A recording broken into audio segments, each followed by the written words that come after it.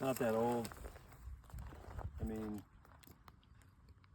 it hasn't been out there that long. It's not like brittle, and probably from last summer.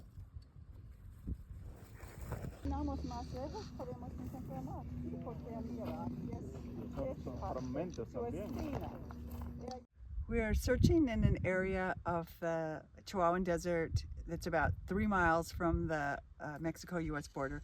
And we're searching as a group, looking for migrants that are in distress, that might need water, food, directions, first aid. And we're looking for deceased migrants, such as what we usually find are remains with clothes still on them, remains without full human beings. And then we mark those sites, we take GPS points, we take pictures, we mark them with flags, we say our private prayers, and then we go on and we keep searching.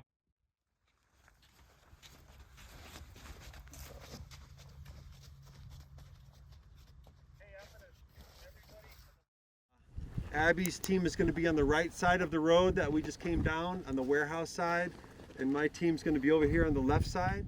I've been doing this search work for about going on 7 years now in Arizona, and about 1.5 years now in New Mexico, and continuing in Arizona.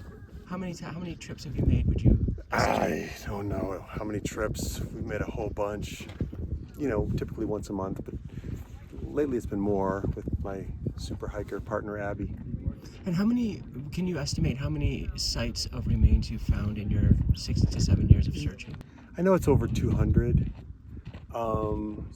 Most of them are older skeletal remains, maybe about half a dozen or 10 fleshed individuals.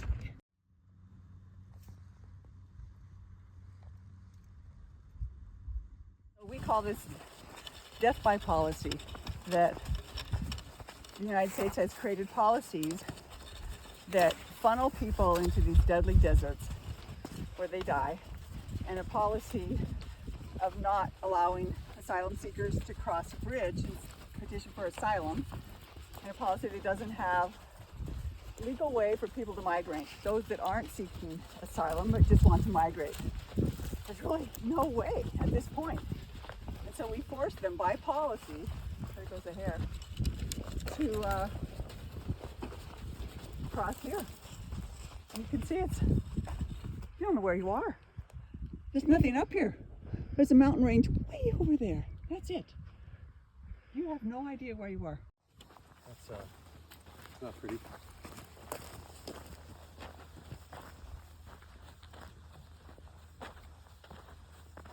I've never seen anything like it. I was in the military, reserves. I never went overseas. I was in combat. But here I'm seeing all this in my backyard as a volunteer, not as a, you know, law enforcement person or border patrol, or just as a citizen volunteer. It's shocking. It continues to be shocking. Today was shocking. Every time it's still shocking. The response, lack of response, the resentment from the government, the complicitness, is that a word? You know, blows me away. Bolivia. Chichen Itza. Anyway, yeah, small women's shoes.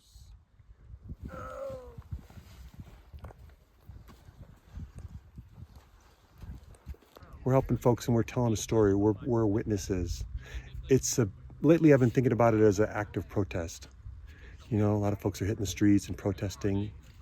This is a protest that we do every time we come out. And sure, a lot of the remains we find might not be identified, but some are. And some get to go home. There's some families and mothers that get, you know, a chance for a little peace. They get to know what happened. And that's worth, you know, priceless. Even if we don't know them, communicate with them, it matters. They're our neighbors. And even those that aren't identified end up on the map.